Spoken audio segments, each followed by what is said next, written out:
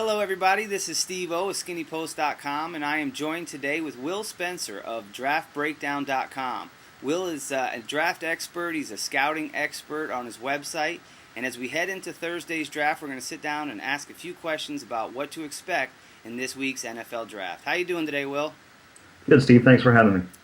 My pleasure. Glad to have you on the site. Thanks. So let's just jump right into it. This draft, what is the main thing that you think is the biggest issue or the biggest thing about this draft? What would you say it is in just general terms? Is it deep? Is it light? Is it heavy? I mean, what do you feel? It's definitely deep. I mean, this junior class is phenomenal, especially when you look at the defensive backs. I mean, the guys like Kareem Jackson coming out, that he could slide into the first round. Defensive line is extremely deep this year. So if you're a team that's got a lot of defensive needs, this is the time for it. If you miss out on someone in round one, there's going to be some really good talent there in round two. So a lot of teams then are probably going to be looking to trade down and stockpile picks anytime you have a deep draft. Do you get any sense that some teams are going to be looking to trade up, or do you think the general consensus is teams are going to try to stockpile and take advantage of the depth? I think most teams will take advantage of the depth, but you're going to have a player or two that's just going to fall. It happens every year, and it's not really a reflection of the particular player. It's a reflection of the team needs where that player is available. I mean, you look a couple of years ago when Brady Quinn started falling down the board, just no one in that area needed a quarterback. And you could have something like that this year with Jimmy Clausen, for example. If Buffalo doesn't take him at 9, there's a wide spread there where teams probably won't take him. We've done a couple live mock drafts, and Jimmy Clausen has fallen to 30 twice.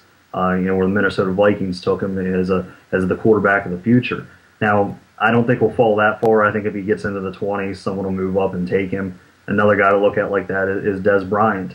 I don't think his character concerns are nearly as bad as a lot of people do, but if he does start to fall, teams that need wide receivers, they're going to be really apt to jump up and try to grab him. What position, in your opinion, is the thinnest in this draft this year? I mean, where is there guys that just, you say, after the first couple, if we don't make a move and grab him, we may not get a quality player at that position for a while? Well, I think both the quarterback and the offensive tackles. I'm not really a fan of this quarterback class. I think the top two guys are going to get overdrafted. Grading them out, I've got mid-first round grades on them, and Bradford obviously is going to be a top pick, so there's no doubt about that. Clausen's going to get a little bit overdrafted, and then Colt McCoy, I actually like him a good bit, 4-year starter at Texas. But he's going to be the bottom of the first, top of the second round area. But once you start getting into the Tony Pikes, the Lefevers, Tebow, Zach Robinson, it's a pretty sharp drop off from there. And then offensive tackles the same way. I mean, you've got the big guys: Okung, Balaga, Williams, Charles Brown, Anthony Davis, and but then you got Bruce Campbell, workout warrior. I really don't like the tape on him, but he's going to get overdrafted because of the measurables. And then you got guys like Saffold from Indiana. Upside is high, but you're not sure if it's quite there yet. And then after that, it's a pretty steep drop off.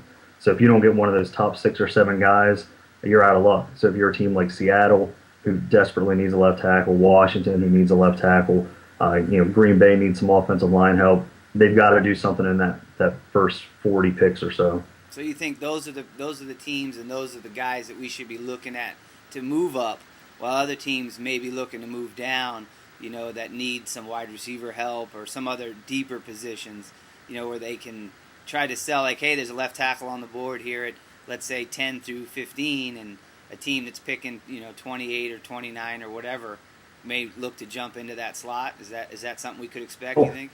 Oh, absolutely. I mean, look at a team like the Ravens. They just traded their third and their fourth round pick away for Anquan Bolden. So they're looking to get more picks in this draft. They have a couple needs. So if one of those players are on the board when the Ravens are picking, they're going to be answering the phone and they're going to be trying their best to trade back. Then you've got teams like Cleveland and Denver and New England who have a whole host of picks in the second and third round area. They have the ammunition to move up and grab whatever player they identify that will really help their team. So is there any big surprise come draft day? Is there something that everybody's going to be talking about the following Friday, or the next day, I should say, that everybody's like, wow, I can't believe that guy went there, or that this team did that? Anything you project? Well, when you talk about surprises in the draft day, I mean, the team you always have to bring up is Oakland. They're a true wild card. You never know what they're going to do. I could see them taking Bruce Campbell at their first round pick. I don't agree with it. I think he'll still be there in the second round for him, but he loves physical freaks. They could reach and grab a Taylor Mays there. But, I also wouldn't be surprised if they shocked everyone and they took Jimmy Clausen. Obviously Jamarcus Russell isn't in the highest regards out there, and they're doing what they can to work with him. But the guy's only got so much, and Clausen kind of has that swagger that Al Davis seems to like, and he might fit in out there. So that wouldn't surprise me at all. But I think no matter what, people are going to be talking about Tebow. What if he doesn't go in the first round, which I don't think he will? People are going to talk about that. If he does go in the first round, then that's going to be a shock, and so he's going to be around no matter what. Well, that's a perfect segue for us. Let's talk a little Tim Tebow. He's obviously a very he's the type of guy that everybody likes to talk about. Let's put it that way. Whether or not his talent matches the buzz, that's open to interpretation. Obviously, he was very successful in college. They won a lot of games. He won some big awards. He's won some national championship. So, is he going to be a good NFL quarterback in your opinion? At least not at first. He worked on the mechanics of the release, and that's all well and good. But that stuff tends to go out the window when you're facing a pass rush, and you can try to create scenarios for him in a practice or in a private workout to make him try to quicken up that release and see if his mechanics revert to where they were. But you're not going to know until you put him on the field. I think he's the type of guy that a team will find a way to put him out there and try to get the ball into his hands, whether that's in a Wildcat style offense or an H-back type role, or if he just gets out there and gets behind a veteran quarterback and can learn the position and further develop. I think that's the best fit for him. If you're a team like Buffalo, there's been a lot of speculation that Buffalo is enamored with him and might take him in the first round. I don't buy it at all. First of all, I don't buy anything that comes out, in the 14 days before the draft. Everyone lies. Everything's a smokescreen. A lot of smoke screens. Yeah, but if you're taking Tebow to be your day one starting quarterback, you're going to have some problems. He needs to develop, and I'm not saying he can't do it because, the guy's done so much. You don't want to count him out of anything. I'm just saying that for a first-round pick investment, I wouldn't touch him.